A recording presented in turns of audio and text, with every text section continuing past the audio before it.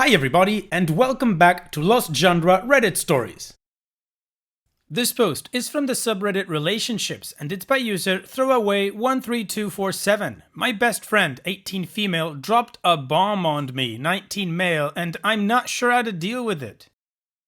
First things first, pardon me for the awkward writing. I am not a native speaker and my head feels fuzzy. Now, some backstory on both of us. We've been close friends since elementary school, and my relationship with her has always been incredibly pleasant. She never talks badly about anyone, she has always gone out of her way to help me with subjects I'm not good at, and we see each other a lot during holidays and weekends. Normal stuff, right? I would be lying if I denied having any sort of sexual attraction towards her ever since both of us reached puberty, but I always chalked that up as something uncontrollable and didn't think much more about it. Our backgrounds are vastly different. She comes from a wealthy family and has always been a popular student due to her looks, warm personality, and intelligence. Whenever we go out during leisure time, it's rare for her not to meet acquaintances from her social circle, which is huge to say the least. She lives with her parents and intends to continue working in the family business once she's finished with her studies. I got her into fitness some years ago and it has done wonders for her mind and body, as she would say. As for me, I lost both of my parents and sister in a traffic accident when I was 2. My uncle from my father's side took me in after that happened, and I can't say it has affected my life in a significant way, except for living in rather poor conditions. I moved into my own apartment when I became 18 and started working a part-time job during weekends. My life is relatively busy. I'm studying to be a carpenter, I work out at the gym 3 times a week, practice Muay Thai 3 times a week, practice electric guitar, which I've been doing for several years already, and also like to read books about the subjects I'm interested in. Additionally, I don't drink or smoke at all and take time cooking my own food. As such, my social life isn't very exciting and there are only a handful of people I see regularly. I'm basically an introvert with lots of curiosity and a hard work ethic.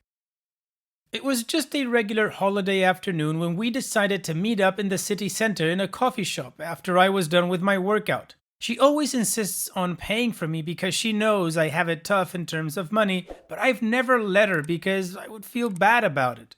We started talking about new cooking recipes we had tried recently, and I could feel there was something wrong with her because she started sulking after I rejected her offer to pay for my drink. She doesn't react this way very often at all, so I just assumed she was having a bad day and didn't pester her about it.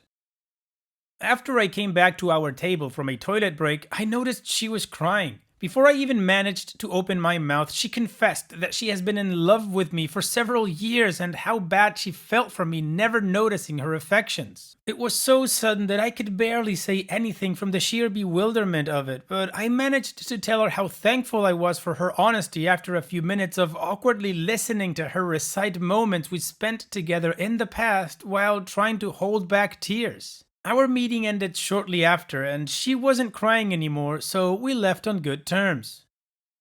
But now I find it hard to relax, sleep, or generally do anything productive. I keep thinking about her and how nice it would be to have a relationship with her, but my feelings of inadequacy start welling up. I think about how she could find someone who is much taller, more handsome, I'm only 5'6", who also has a better economic status than me and isn't completely inexperienced with relationships. I grew up with the mindset that I should be the provider in more ways than just money, so it just feels like there's nothing I could possibly offer to her in a relationship. It's hard for me to look at her the same way anymore, and it feels like our pleasant and long friendship is ruined. Well, OP, I would say just go for it. You certainly have a lot of things in common with her, or else she wouldn't be your best friend, and you are attracted to her. So you need to try and work to get over your inadequacies, as you put it, and just be her partner. The friendship would only be ruined if you allow it to be. She put herself out there, right in front of you, and now you need to decide if you want to do the same or not. If you don't, then yeah, you should count that relationship as ruined. But if you do like her in that way, that you would want to have a relationship with her, then you just gotta go ahead and take the leap, man. All the things that you stated as your inadequacies again, they don't really matter to her, or else she wouldn't have told you that she loved you. Those things matter to you, so you need to work on them while you can be in a relationship with her because, of course, that's gonna help. And what do you guys think OP should do? Take the leap now or later after he's worked on his inadequacies, as he put it? Let me know in the comment section, and now let's move on to the community comments to see what they told OP. To the Core says, the only thing standing between you and her is you. You've faced a lot of hurdles in your life, and you've done really well with them. Don't be letting feelings of inadequacy, which are products entirely of your own insecurity and have nothing to do with the actual fact, stand between you and your happiness. After all the hurdles you've faced, you are going to run from this one?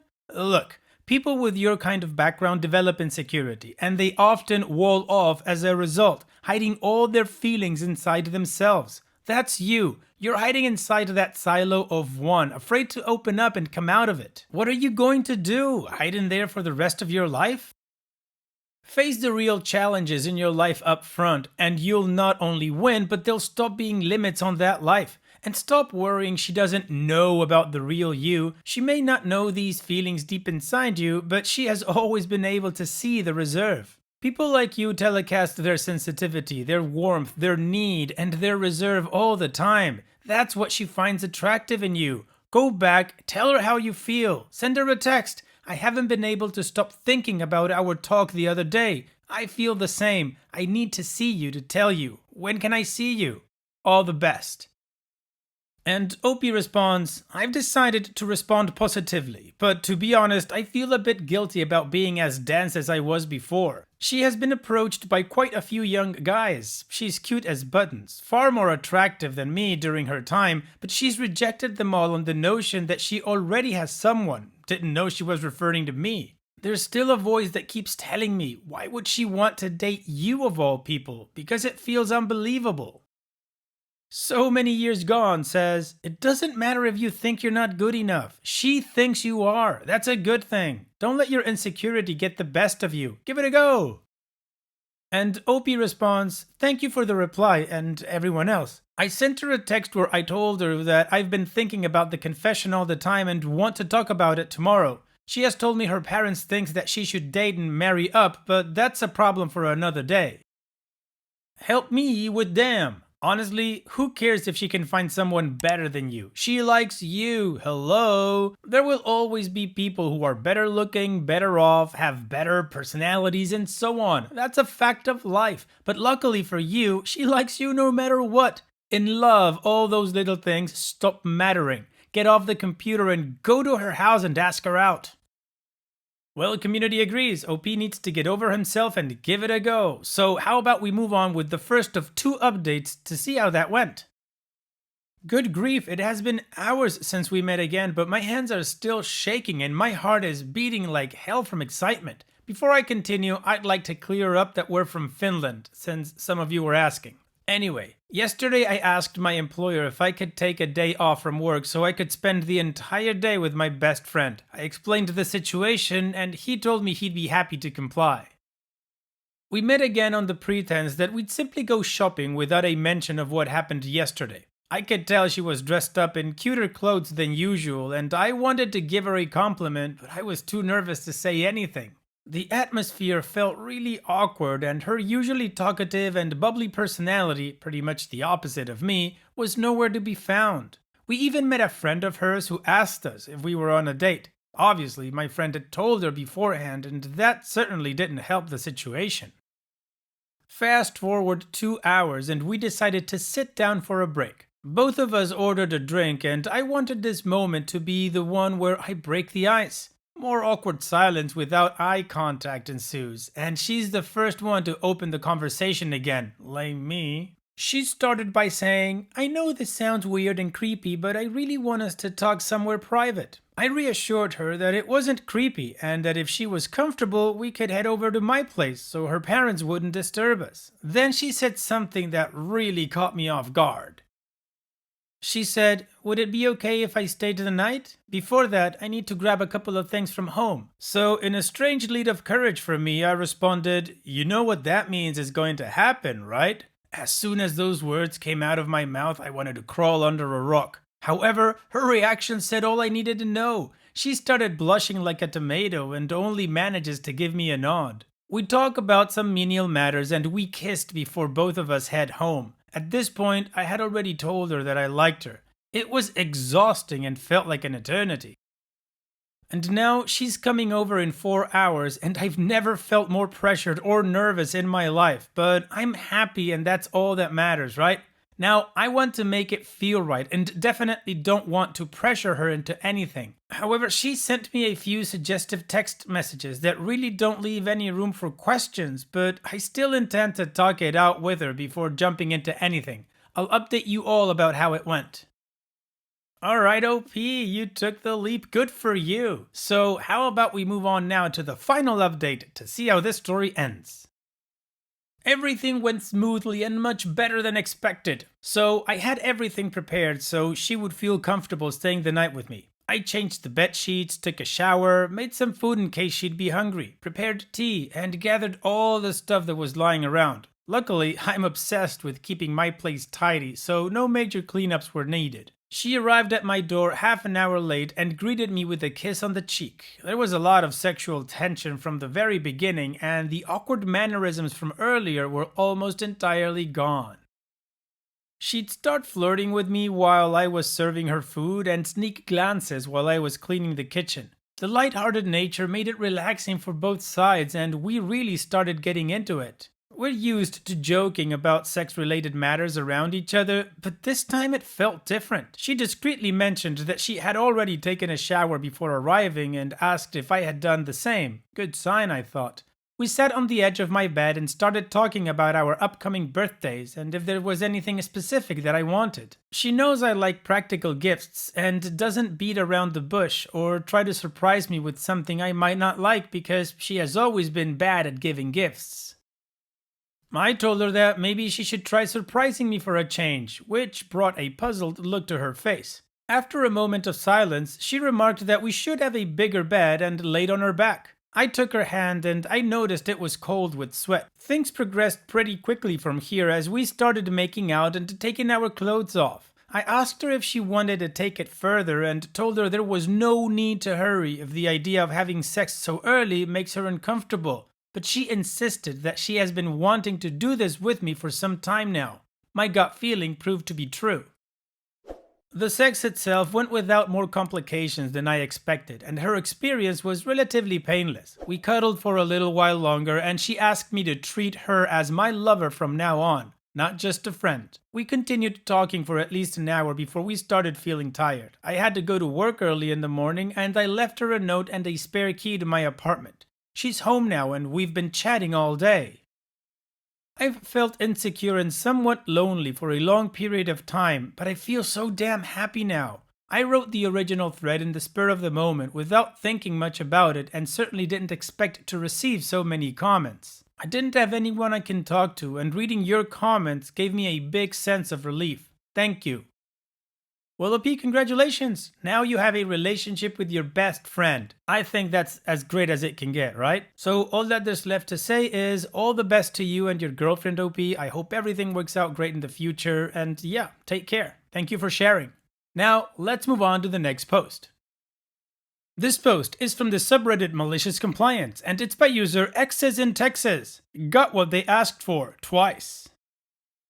I used to wait tables at an upscale restaurant that was known to be the place to have your holiday or office parties. Great money if you got the right group. The menus were preset, the wine and liquor were preset, and it was all auto-graded at 18%. All of it was in the contract the host signed pre-event. Usually, the host would make themselves known fairly early, and so you would know who to talk to if there was an issue and who to give the check to at the end of the night. One night, I am splitting a party of 30 to 40 with another server. This event had top-tier food and mid-level wine and booze. Very nice. A small group of 5 to 6 people arrive a bit ahead of schedule. 2 guys and 3 to 4 women. Not a problem, it's actually nicer if they slowly roll in so we can get drinks started. I walk over, introduce myself and the other waiter, and ask for drinks. Now, this was back in the early 2000s, and Chads weren't a thing yet. But the 2 guys were the chattiest Chads. If they could have popped their collars in their suits, I'm sure these guys would have found a way. Super Chad 1 says, "Me and my bro are going to start with a round of Johnny Walker Blue, and these ladies are going to have expensive red wine. Super Chat 2, turning to the girls, says, "Once you have Johnny Blue, you just can't drink anything else. It changes you, bro." To note, this is the only word-for-word thing that I remember, since it was such a douchebag thing to say I could never forget. I respond, "If you like, I can put those in a separate tab. The event contract has Johnny Walker Black, but not blue, and the red wine selection for tonight is less expensive wine." Super Chad 1 says, "This is our party. Just get me what I ordered and don't question me again." Super Chat 2 says, "Who do you think you are? You're just some waiter. We have MBAs. Just get us our drinks."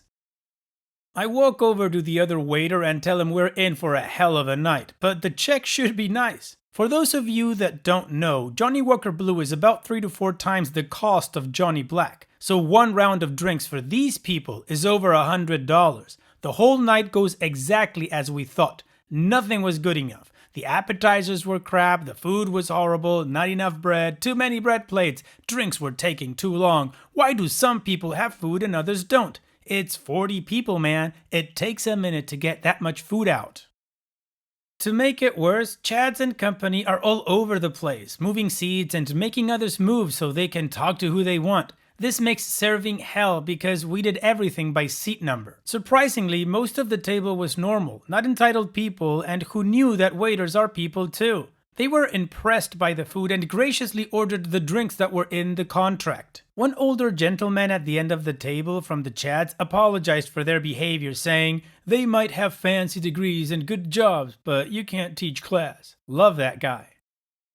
Finally, they are winding down, and after drinking almost a full bottle of Johnny Blue, along with all the other food and drinks, they have a very hefty check, and the other waiter and I are excited to get paid. We start picking up the dessert plates and asking for last drink request. The nice older guy at the end of the table says to bring the check to him. Not wanting any more interaction with the Chads than necessary, I bring it to him. I tell him I can take care of it whenever and go about cleaning the table. A few minutes later, he calls me over. He says, "Maybe there was a mistake in ringing up the drinks. There is almost $600 for Johnny Blue when the contract I signed only included Johnny Black. And there are some single glasses of wine that are different from what we agreed upon." I reply, "No mistake, sir. That is what was ordered and drank." He is being awesome and I feel bad. So he says, "Why did you give the drinks to them when we clearly had a contract?" And I respond, "I apologize, sir. They told me that it was their party, and since I was just a waiter, to shut up and do as I was told. So I did. I'm sorry. I took them at their word." I point them out and he calls them over. What follows was the singularly greatest ass chewing I have ever been witness to. He goes on about how he was doing something nice, but apparently that wasn't enough. About how horrible their behavior was that night and how he is ashamed of them. But my favorite line was how you see a person's true colors and how they treat people that work for them, and they had shown theirs. Then he calls me back over. He says, "Apparently I thought this was my party. Guess I was wrong. This is their party, and they will be taking care of the check. Oh, and up the gratuity to 25%. You earned it." He turns around and walks off, leaving the Chads with the check. All in all, it was about $3,000. I have never seen two grown men look so defeated. In retrospect, I have begun to think that the boss might have been their father. Hopefully, they learned a lesson, an expensive one. Well, they ordered those drinks and it was their party, so they got what they paid for. Thanks for sharing, OP. And it's that time that we've reached the end of the video. I hope you enjoyed today's stories. I really did enjoy reading them to you. So if you did, then don't be shy and go ahead and give the video a like. And don't forget to subscribe or even share this video with people that you might think will enjoy my storytelling. Also, if you have the time, go down to the video description and check out all the links I have for you, from our Discord community to my channel merch. And finally, I'd like to say thank you for watching. It really means a lot to me that you enjoy my videos. And having said all that, I'll see you guys in the next video.